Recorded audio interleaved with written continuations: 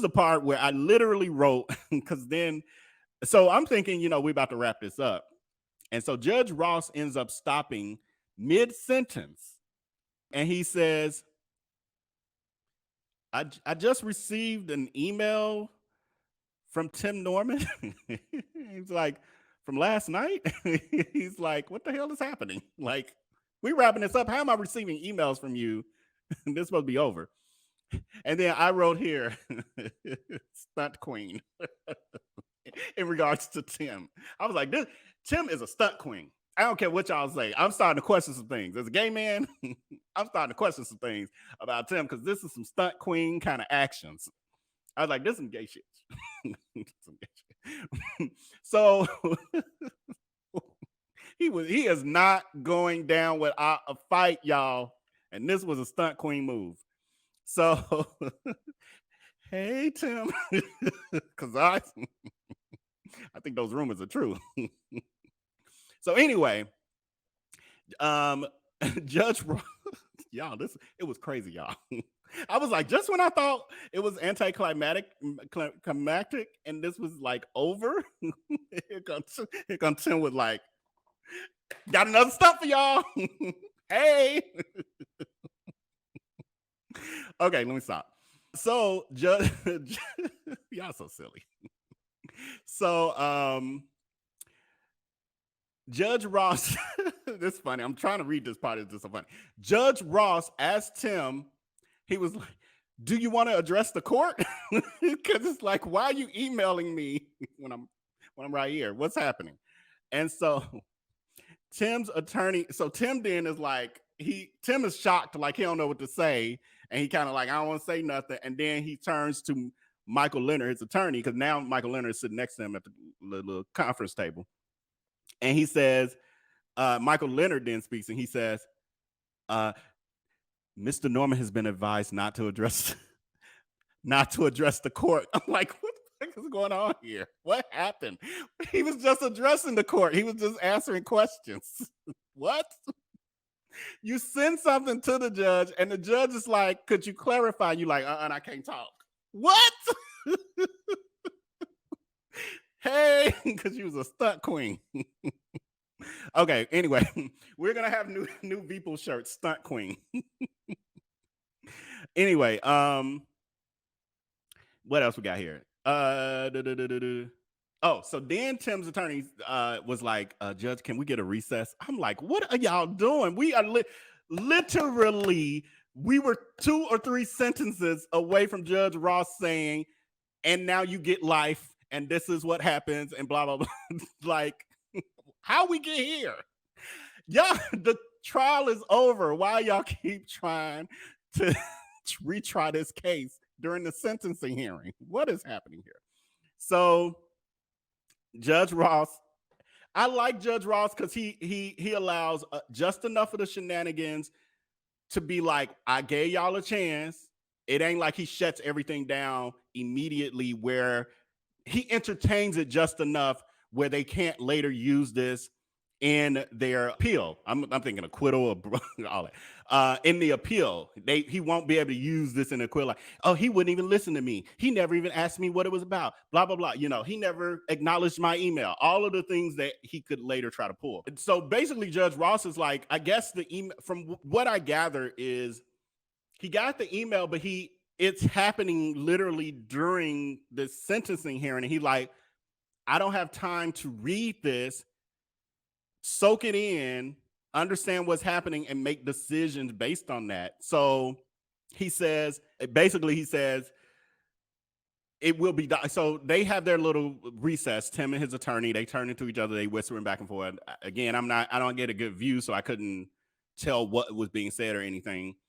Then basically Tim's attorney says he's not trying to address it. He wants the judge to look at it, but they're not trying to go over it right in that moment, and that he just wants the judge to acknowledge it. And then so Judge Ross is like, okay, well, and I think he asked if it could be docketed, meaning added to this trial. So we have no idea, but because it will be docketed, I'll be able to let y'all know. And so once it's docketed, us YouTubers will be letting y'all know what it was, what email did Tim saying, hello out there. Let me know that you can hear me in the chat by typing change or change of plans in the chat, change of plans in the chat to let me know that you can hear me. And then we're going to get underway with everything.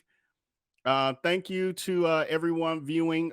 Thank you so much, Lovey Beckman and CJ. Oh, Jesus, that child is going. Thank you to everyone. It's like I started reading and then like 30 names went by at the same time. But thank you to everyone letting me know that you can hear me. Also, remember to hit that like on your way in and let me know where everyone is viewing from in the chat. I like to see that from time to time because our VPOL community is very vast. It's definitely all across the United States of America. Yeah, that's it. I think we're going to get right up into this. Now, this is a blind reaction because I have not had the time to pre-read this. However, what I can tell y'all is that this was now this is, well, you know what? Let me give y'all a larger version. This is what we're struggling through, y'all. Tim Norman typed this out to the court. And what I'm questioning is why is a business person typing letters with no paragraphs? Who the hell gonna read this? And I'm just like, I don't even know. I'm already tired. I'm like, I don't know if I'm gonna be able to power through this, but y'all, I love y'all so much. I couldn't stand y'all up. This gonna be rough. This gonna be this ain't gonna be far from like reading Terica's family letters. So y'all gotta bear with me because this I'm like, what? And that's page 1, page 2, and page 3. None but letters. Letters run on sentences. Okay, so we're gonna get into it. Now, I did, as you guys saw from the thumbnail, I don't know why it never crossed my mind during the trial. I think because it was just so much going on, it was constant movement. It never occurred to me to show you guys what Judge Ross looked like. And I saw a message the other day under one of the videos where someone was saying, do you have a picture of what Judge Ross looks like? And I was like, why did I never think to do that? And I talk about him all the time. This is Judge Ross, and you also saw him in the thumbnail, but this is Judge Andrew Ross, if I'm not Judge John Andrew Ross, if I'm not mistaken. I think that's his last name. I mean, middle name. And this is Gloria Rodriguez, who was the co-counsel for Tim. I honestly think this is his primary attorney. And I think she had Michael Leonard, like he's more of a high-powered attorney. I think he partnered on with her and led the case because, he's more skilled in the buffoonery that ensued throughout this trial. So I got my old specs on. I'm gonna put my old specs on today, so they look a little different than the other ones. So we're gonna see. Hopefully this helps because it seems like my old prescription is better than my new one. I think they was trying to ruin my eyes so I could buy more glasses. But okay, so bear with me, y'all, because y'all just saw what I'm experiencing. Okay, now let me enlighten. Y'all see what it looked like now. So I gotta play around to make this work. Yeah, this is from him. So it goes on to say, in the United States District Court, Eastern Missouri Division, and it gives all that. It says plaintiff V and gives a case number, James Timothy Norman, defendant. So talking about the trial, the M for Hire trial, says motion to suppress statements comes now. Defendant James Timothy Norman, pro se, which means that he is his own representation. He's not using an attorney for this. It's very clear from these run-on sentences and lack of paragraphs. Says, and moves this honorable court for an order suppressing statements of defendants Terica Ellis and Tre'vell Hill. Gives federal rule in support of defendant's motion to suppress. He alleges that statements made to government by Ellis were result of coercion by a secret attorney acting under color of government authority, and St. Louis Metropolitan Detective David Rudolph's statements made by Tre'vell were a result of coercion led by St. Louis Detective David Rudolph. Y'all, this is going to be a little rough because there's some typos, there's some run-on sentences, so we're going to have to try to decipher some of this, I can tell already. And it says, and AUSA, Angie Danis, who was the I think she's the lead prosecutor, while defendant Hill was under the influence of narcotics. So, okay, he's trying to take the approach of Terica was coerced into telling the truth, and Travell told the truth because he was under the influence of narcotics. Okay. Says, as outlined in the paragraphs below, defendant's constitutional rights were violated. In support of this motion, defendant states the following facts. Number one, on or about August 20th of 2020, an indictment was returned in the United States District Court for the Eastern District of Missouri against defendant James Norman. Says number two, on or about November 12th of 2020, y'all should see some of these typos. It says a superseding indictment was returned charging the defendant with murder. Oh, y'all know I can't use that word. I just told y'all don't use it. M for hire, conspiracy in violation of, and gives the title. Says M for hire in violation of, gives a different title or statute, and says and wire and mail fraud, a violation of, and it gives that statute as well.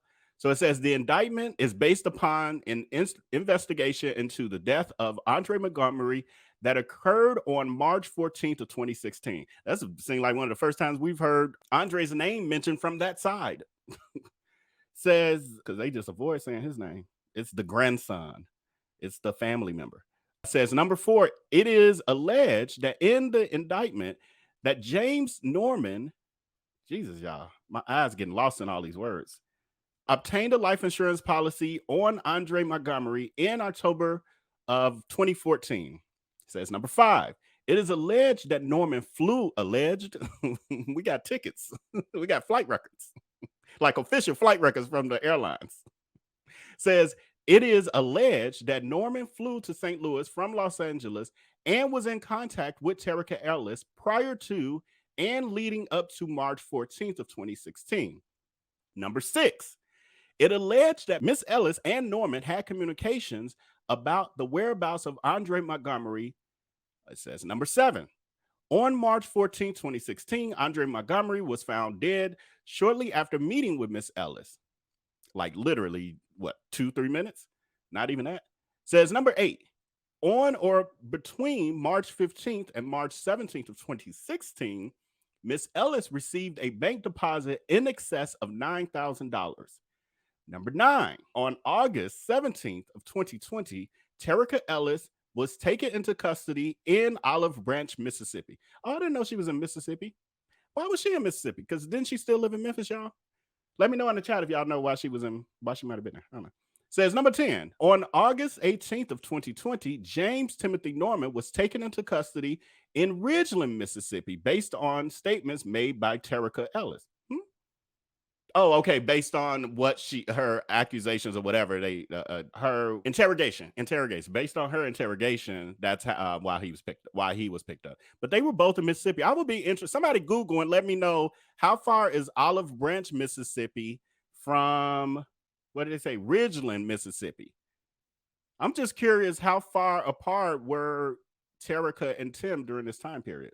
This is stuff I would normally do in the videos I pre-record for y'all. Because my mind would get to running, my Aries mind would get to running. So number 11, it says, on October 6th of 2020, a transcript of detention hearing held in the United States District Court of the Western District of Tennessee, Memphis, Tennessee, was filed in this cause as, sorry, y'all, my eyes are getting lost.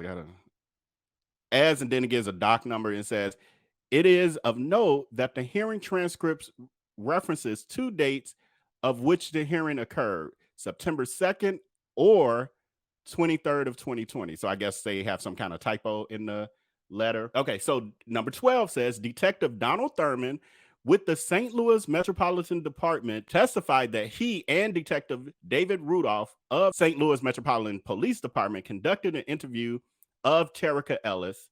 And it says 13, Detective Thurman gave a summary version of events leading to the arrest of Miss Ellis. Number 14, Detective Thurman testified that Miss Ellis had counsel shortly after her arrest, waived her rights per the bottoms up. What? Hold on, y'all. Waived her rights per the bottoms up club. What? Okay, I'm gonna read again. 14. Detective Thurman testified that Miss Ellis had counsel shortly after her arrest, waived her right in a comma, waived her rights per the Bottoms Up Club. Is it my comprehension? Am I off, y'all? Help me.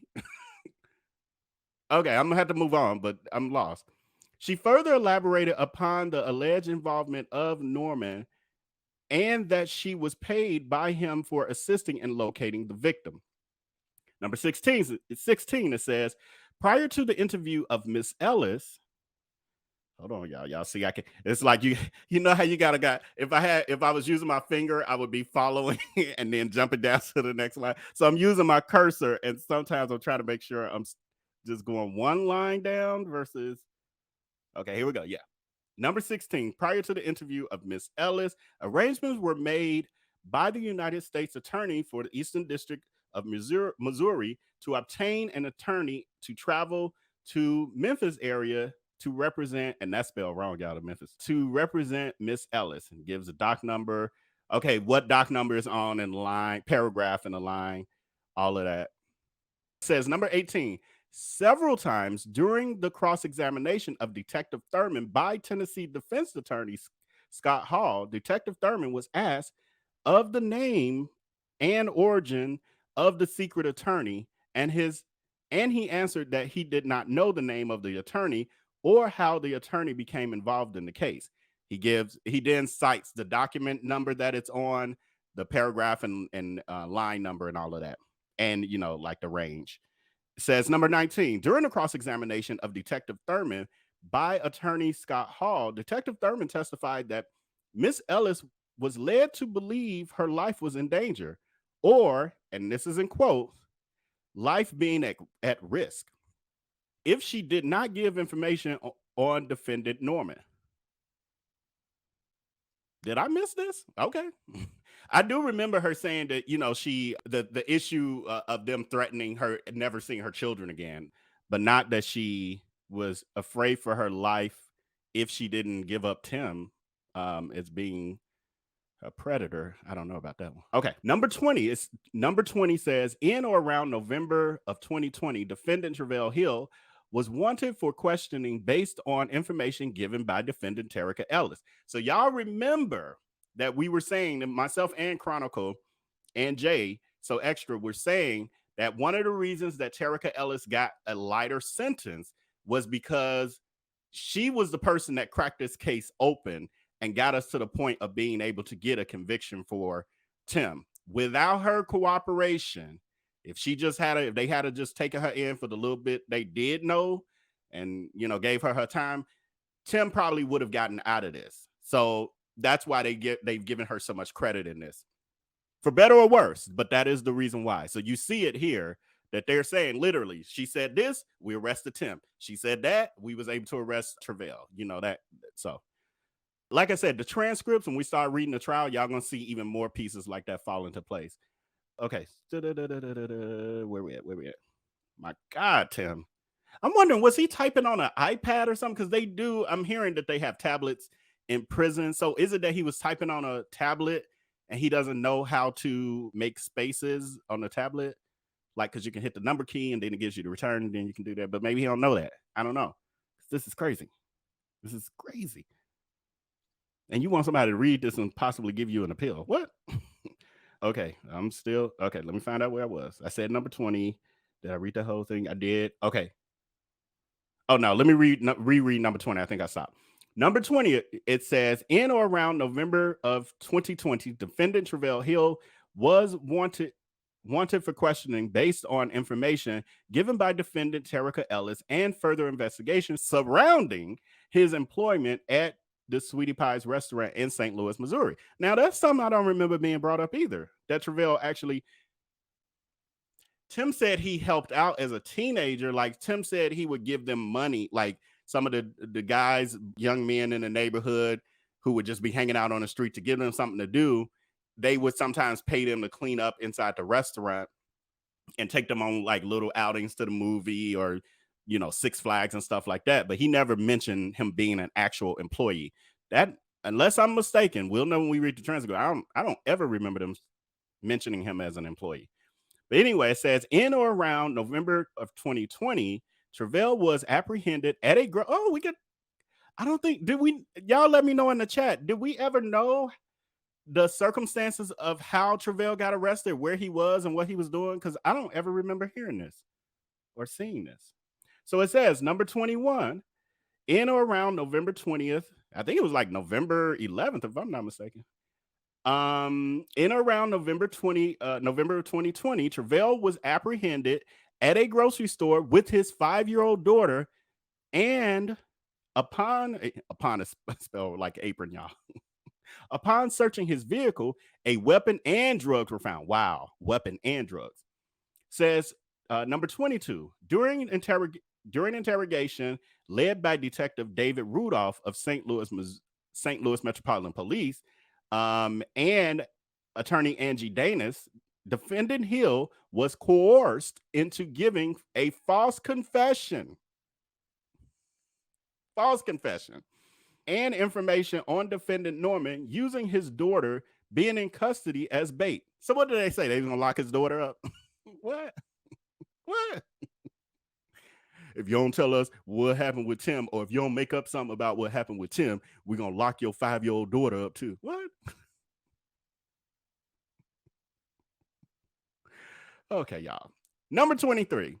Being convicted of felony several times, Travell Hill was in danger of being charged as a prior and persistent or career criminal with the weapon of drugs found. With the weapon, there's no comma, no punctuation. That's why I kept reading, but I was supposed to pause. He didn't tell me to pause in his writing, but I'm gonna pause. So it says, and persistent or career criminal with the weapon and drugs found in his possession at the time of apprehension. Number 24, in exchange for letting his daughter go and him not being charged for letting his daughter go, they wasn't finna hold that baby. Did he really put this in here like they was gonna arrest the 5-year-old too? Oh my God. Oh, you reaching, Tim. Now this is probably the most foolish thing I've seen you do. That's fine. You've done a lot of foolish-ish. Number 24 again. It says, in exchange. I'm sorry, y'all. This is so ridiculous. In exchange for letting his daughter go and him not being charged for the weapon and drugs in his possession, defendant Hill signed a false confession and gave a videotaped interview. Ooh, we need to get our hands on that videotape, y'all. Ooh, I probably can. Let me look into some stuff. Gave a videotaped interview repeating info he was told. Number 25, defendant Hill was under the influence and led to believe by government that a manslaughter charge with a self-defense narrative would be given in exchange for his cooperation. So number 25, Tim is saying that maybe this could be why Travell flipped on the government too now. Yeah, because y'all know it just be more layers to this than we be knowing in the public. So Tim is saying that Travell signed this false confession because he was under the impression that he would be charged with a self-defense, or it would be a self-defense narrative from his perspective. Like the government would help him defend it as if, well, Andre did this and I didn't know what he was doing. And so I, pow-powed him. That sounds ridiculous, but ain't no telling if he was hiding. I ain't gonna say they didn't trick him like that. But if that were the case, then maybe he's like, I'm gonna get on this stand and just say anything. So it says, okay, we read that part. For some reason, this word argument is in capital, all caps. Argument counsel obtained by the government became an agent of the government prior to the interview of Miss Ellis, similar to private citizens acting at the direction of the government in illegal searches. Counsel here acted as an agent of the government to facilitate an interview with Miss Ellis in violation of her Fifth Amendment rights, in violation of the defendant's right to due process under the Sixth Amendment.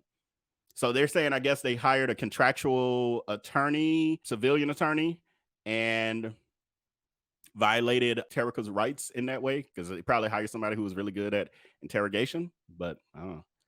I'm still trying to figure all this out, y'all. We'll be able to understand it sooner or later.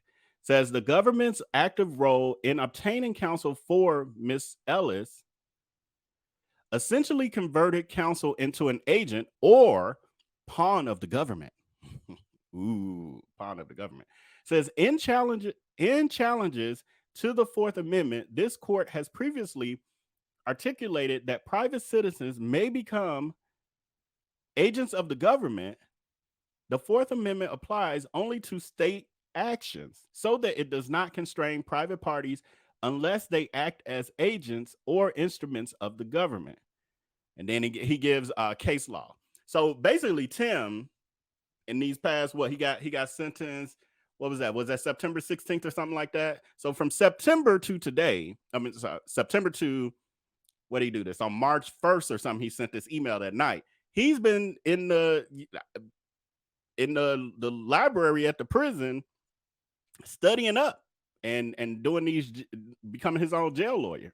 Because with this appeal, I'm thinking, based on the document I looked up recently, that Tim might try to represent himself for this appeal.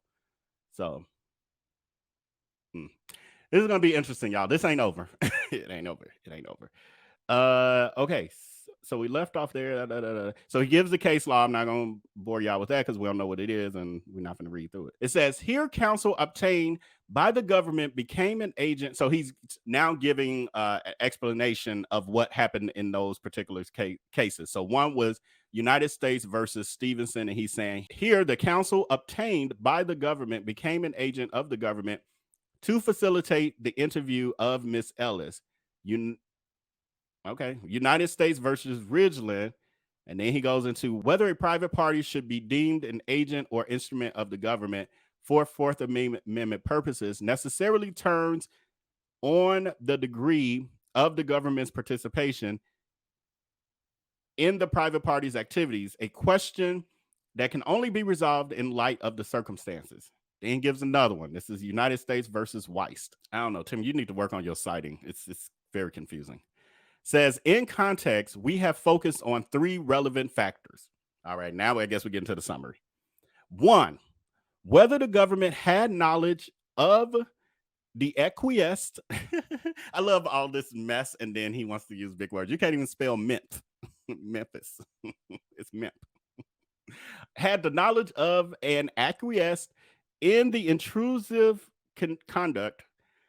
Number two, whether the citizen intended to assist law enforcement or instead acted to further his own purposes.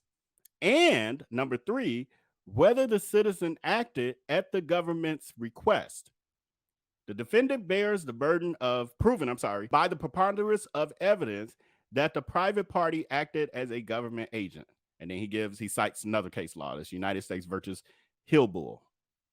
Says counsel obtained by the government traveled to the Memphis area to speak with Miss Ellis at the request of the government. Miss Ellis had never previously met the quote appointed counsel. Says on the date of the arrest of Ellis,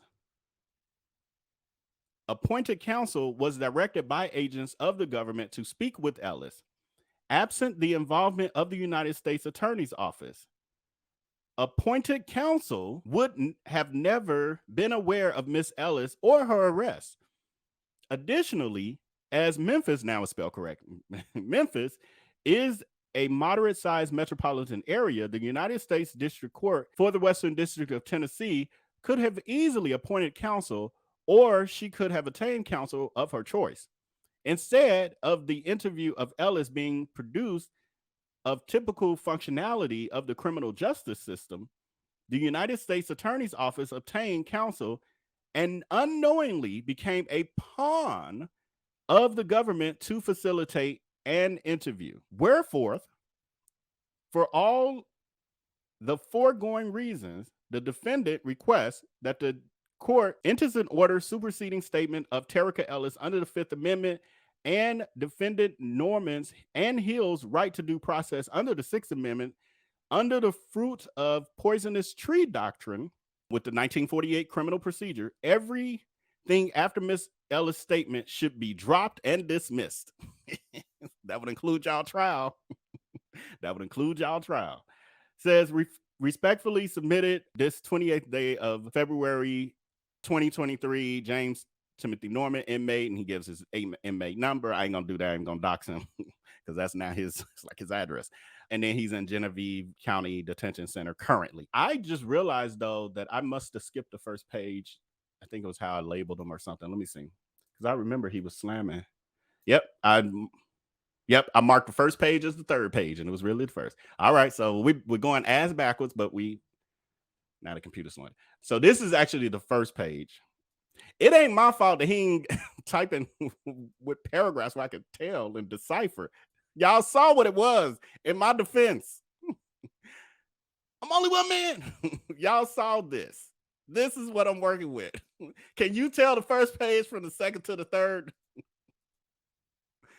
God dog it. All right, so this is the first page. This is how it all started out. I don't know how I didn't notice that when I started reading. I remember him slamming Judge Ross in the beginning. All right, so we start off where he says, comes now defendant James Timothy Norman, pro se, remember, representing himself, and moves this honorable court to recuse himself from the case. Judge Ross participated or allowed fraud, misrepresentation, and conspiracy, and ineffective assistance of counsel by defense attorneys Joseph Hogan and Ethan Corlegia, Assistant United States Attorney Angie Danis, and Gwendolyn Carroll. So Angie Danis and Gwendolyn Carroll were the two primary prosecutors for the government. Those, the two ladies in the back, those were the two. Angie Danis is in the black, and Attorney Gwendolyn Carroll is in the darker gray. Those were the two ladies who handed Tim his ass. I can't wait to read y'all they try, because those women, oh my God, they was good. And they was reading them too. Oh, I loved it. St. Louis Metropolitan Police Detective David Rudolph, FBI Special Agent Chris Faber. I think he testified. I'm pretty sure. I think I know who that is. And then it says United States Magistrate Judge Nanette Baker. Remember, Judge Nanette Baker was actually was the person who had the case at first. And I really was looking forward to that because it was a black lady too. I was like, ooh, this is going to be good. But then Judge Ross took over. So I'm not sure. If I remember correctly, I think it was due to her schedule. Like maybe she had another trial that was going into that or something. Or yeah, I think it was her schedule that ultimately, if I'm not mistaken, ultimately made it go over to Judge Ross. But anyway, before, during, and after the time frame of defendant Norman's case, they get a case number, Judge John Ross and my previous attorney, Joseph Hogan, had been facing pending court decisions for allegations of fraud, misrepresentation, and conspiracy. Judge Ross and attorney Hogan have been accused of working with police and prosecutors to obtain convictions of defendants.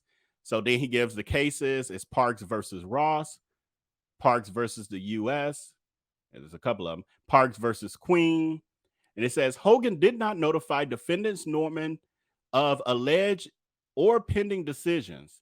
In addition, attorney Hogan did not notify defendant that he worked with, was employed by, and received payment from the St. Louis Metropolitan Police Detective David Rudolph. Detective Rudolph is treasurer of the St. Louis Fraternal Order of Police Union and employed Hogan to defend police officers on two separate cases that were ongoing at the same time as defendant Norman's case.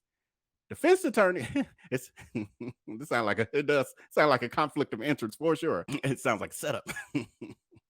Says defense, it sounds like something Tim would do to somebody. Says defense attorneys also refused to confront and bring forth the fact that the prosecution had not produced discovery, and Detective Rudolph had employed an illegal tactic by bringing a defense lawyer with him from St. Louis, Missouri to Memphis, Tennessee, prior to co-defendant Terica's arrest to coerce her. Okay, so they're saying this attorney. So now we're getting more specific. Well, he got more specific, and we jumped over this part. But that's where this mysterious attorney came up. They actually brought them from Missouri with them when they went to arrest Terica. It says defendant Norman wrote the court in April of 2022 that he wished to terminate his current attorney team of Joseph Hogan and Ethan Corlesia. So, okay, so that explains what happened to one set of his attorneys. Says during the hearing before Judge Ross, the judge tried to convince defendant Norman to reconcile with his attorney Hogan and team to keep as his legal counsel. That sounds a little shady though, y'all. Because we now know that this original team actually was also had been hired by the Fraternal Order of Police, and yeah, I don't like that. I wouldn't have liked the feeling of this either. I'm with you, Tim. Says after defendant Norman declined, Judge Ross proceeded to set the trial for less than 2 months away, knowing that there were discovery issues.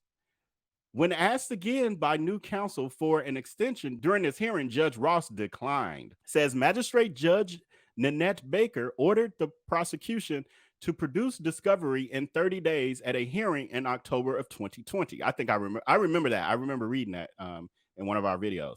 Says Judge Baker and Ross were notified in writing and orally several times over the course of the defendant Norman's 2 years in custody about discovery, but did nothing. So he's saying in those 2 years, he didn't get all his discovery, basically. There were some issues with this.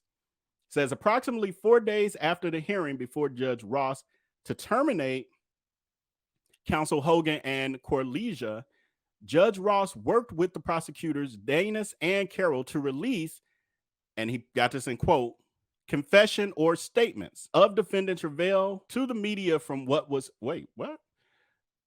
confession statements of co-defendant Travell Hill to the media from what was supposed to be sealed discovery information. Ooh, Tim is saying, y'all, this is good. I missed it. Well, I guess maybe this should have been on the end because the rest of it was a little boring, y'all.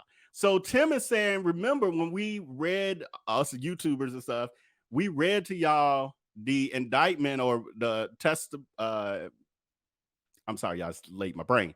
But when we read to y'all Travell's confession, that was supposed to be sealed. We weren't supposed to have that. But they put it out there. But basically, instead of sending it to Tim and his team, they's like, fuck y'all, we're gonna put this out in the public. Get it from there. Fetch, bitches. I love it. Law is so shady. I should have become an attorney. Anyway, it says approximately 4 days after the hearing before Judge Ross to terminate the counsels of Hogan and Corlesia, Judge Ross worked with the prosecutors Danis and Carroll to release confession or statements of co-defendant Travell to the media from what was supposed to be sealed discovery information. Essentially, defendant Norman and new counsel had to get discovery information from the news.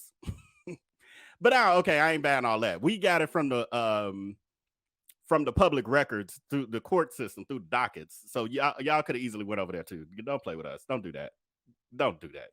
So y'all saying y'all was watching YouTube channels, us YouTubers, to get the information. Other than that, y'all had no access. Get out of here with that. How the hell we get it?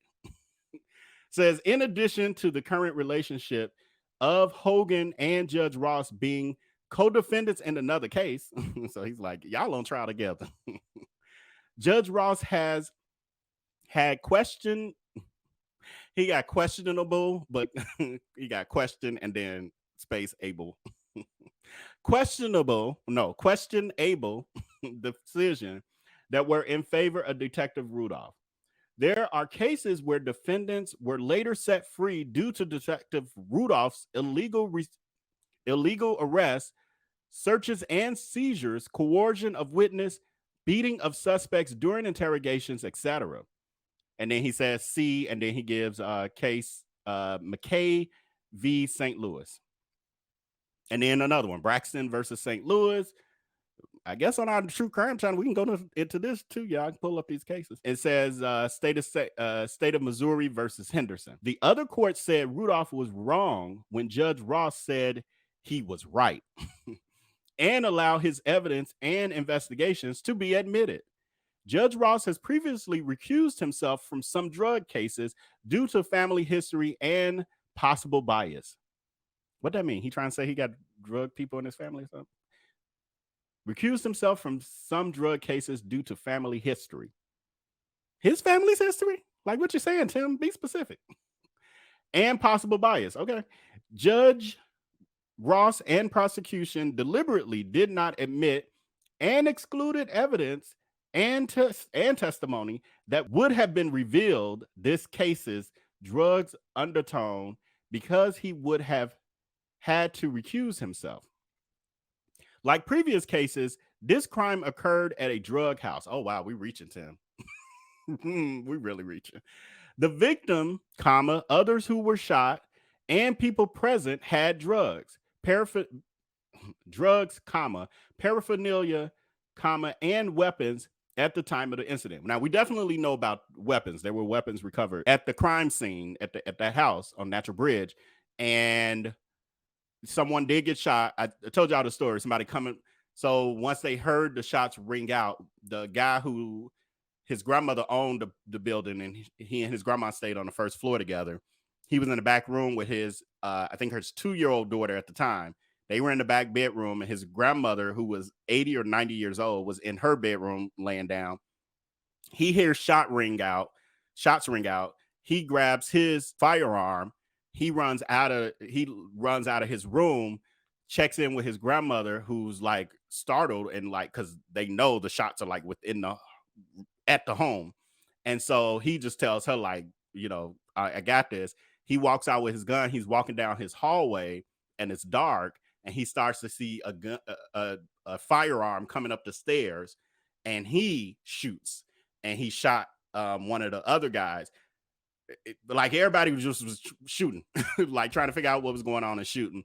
Andre during this whole time too runs in the house and then collapses in the dining room. So yeah, it was a lot going on there. It was a lot going on. So Tim is saying that it was a drug house. Now, what I didn't hear, but again, they were suppressing some information on purpose because they didn't want to paint Andre they didn't want to lean towards what the defense was trying to do, which was paint Andre as, this thug that life he was going to get taken out no matter what kind of thing. And maybe there was a lot of other people after him and all that stuff they was trying to paint. So they were staying away from this sort of information coming out. So no mention of, well, y'all know for sure what to use. To my knowledge, to my remembrance, I'll say there was no discussion about drugs in that house, but there was discussion about the guns that were firearms. I'm sorry, that were recovered, and all of the shots that were fired for sure.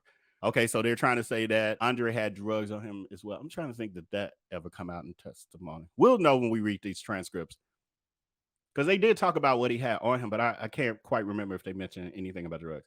Says the victim, Andre Montgomery, my nephew. Oh, now he's my nephew. Okay, my nephew had a history of drug issues, which led to his fallout with the family and removal from his mom's house, removal from his grandmother's house, removal from his apartment provided by defendant Norman, loss of television job, removal from school, I'm just reading, y'all. Robbery of his grandmother's house. So remember that Darren, for this part, I'm gonna stop. But remember, Darren, Andre's brother, specifically said that he was found innocent of that. So the detectives cleared him. I think that's what he said. Was cleared of that. And they said he had nothing to do with the burglary. So but yeah, he's still going with that narrative. So he says, and robbery of his grandmother's house, his disappearance, etc. Drugs was the issue, not the insurance policy you had, not the fact that you was texting YL about him not being here much longer than 6 months, not you getting Terica to find him. Like literally, like how are we supposed to forget those parts of this? And the text messages that show the communication. Your story is the one that's not adding up. They stories add up. They stories connect to all the messages and all the other pieces, even the pieces you won't admit to. Their versions of the story make it all connect with evidence. Anyway, says co-defendant Travell Hill was arrested with drugs, was a seller and habitual user. That is why you used him to commit the act, because you knew he wasn't in his right mind because he was a habitual drug user. Travell himself admitted to that in court and under his testimony, that he said he had basically been high for a year straight, especially around that time. He was just out of his mind high constantly, every day, all day. Says drugs were all over this case, but Judge Ross and the prosecution kept that out of the narrative because Judge Ross would have had to recuse himself. So I'll read this part too. Co-defendant Travell Hill was not even charged with the drug and weapons found on him. In fact, attorney Joe Hogan has been appointed to cases by Judge Ross before recusing himself, only to later have the defendant claim ineffective counsel. And then he gives another case, Phipps versus U.S. Then Judge Ross and Magistrate Judge Nanette Baker also allow prosecution and Special Agent Chris Fiber to give false testimony that Detective Rudolph's involvement in the defendant Norman's arrest and case was minimum. I do remember that in his testimony. During the evidence hearing on April of 2022, Judge Baker allowed prosecution to block Agent Rudolph from being questioned on his history of questionable cellular phone searches and interrogation. See, and then he gives another case, USA versus Denton, and then USA versus Collins. He got a lot of time for this case. I mean, well, what else time you got? You got time to research all this and try to get your life back, get your freedom. Says the prosecution and police stated that there was no search performed at defendant Norman's residence because there was no search warrant. Only an arrest warrant. Defendant Norman tried to bring to light that his company card had been confiscated and auctioned off by Detective Rudolph with no paperwork. Wow. They took the Sweetie Pie's car and auctioned it off without no paperwork. Okay.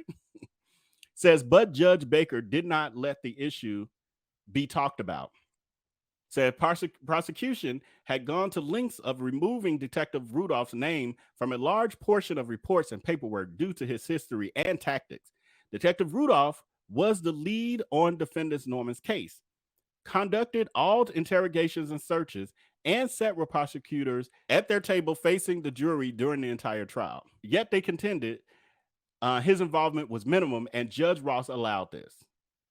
In conclusion, it is evident there is some questionable relationships and connections among the lawyers, detectives, and judges on this case, in addition to the drug involvement. Well, I mean, usually these people in those professions, law enforcement and, and law, the lawyers, detectives, judges, they do know each other because they work together. Like it is what it is. But I hear him. I hear some of this. I'm gonna have to say I hear some of this. He says Judge Ross should have recused himself from this case to eliminate all questions and speculations of him being biased or a conspirator. He's trying to act like Judge Ross is like Yael, Travell, and Terica.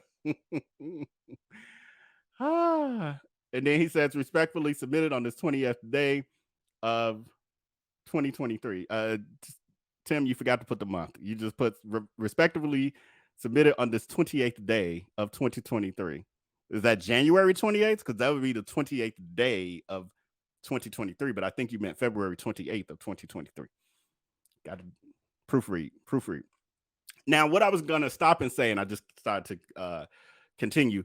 There was discussion about Andre's history and some of the things that may have happened along the way with him trying to find himself, for lack of a better word. However, there was an agreement, and this was discussed in court. There was an agreement between the prosecution and Tim's, the defense, that they couldn't bring up Andre's history, like him trying to find himself. And in exchange, because Tim didn't want them bringing up his history of when he was trying to find himself, when he found himself in prison for 10 years. So they were like, we can't talk about your stuff, you can't talk about his stuff. And that was the agreement. So he forgetting about that. And I ain't forget that was the reason why we couldn't get some of those details, even though they tried along the way. Again, I can't wait for these transcripts because they tried along the way, Tim's team, to sneak it in. Then Tim screwed himself when he testified. That's still funny to me, y'all. That's still funny to me. When he got up there, when he should have set his ass down, he got up there and testified on behalf of himself. And because he did that, and specifically was talking about the insurance policies, he opened himself to questioning that then was able to let out the fact that he had a criminal record, because they were trying to conceal that part. And the government agreed, like, okay, well, we ain't gonna touch that. We ain't gonna mention to this jury who don't know him that this ain't his first time at the rodeo. But then Tim got up there and they were just questioning him about the falsified documents, the insurance policies, etc. And one of the questions on the insurance policy was, have you ever been convicted of a crime? Like something worded similar to that. It was one of those criminal record questions. Tim answered no to the question. And I can't remember if it was Angie Danis or Gwendolyn Kerr. I can't remember which one of them it was.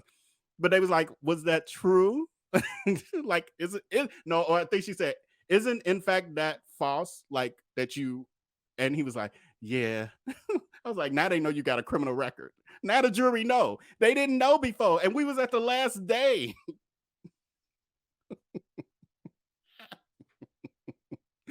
Oh, it was hilarious. But anyway, so that was Tim's letter to Judge Ross, to the court. He is scratching, he clawing, he trying to get out of there. He trying to climb out of that prison barrel. So we'll see what happens. I mean, there were some points there. I don't know how this is gonna work out. I'm not an attorney. I'm not that sophisticated with the law. I'm learning a hell of a lot through this. This has been like a crash course. But with that, I'm gonna take a quick little commercial break, and then I will read the comments we have